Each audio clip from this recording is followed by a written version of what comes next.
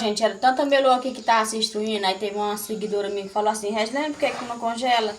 Eu nunca passou pela cabeça, gente, que a gente poderia congelar.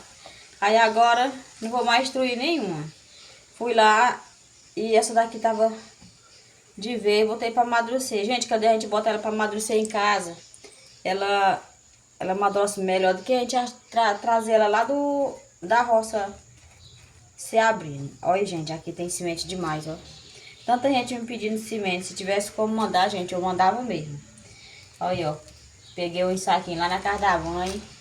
Aí agora eu vou congelar. Vou fazer o teste. Se prestar, agora não vai mais se instruir nenhuma. Gente, vocês estão vendo essa daqui, ó.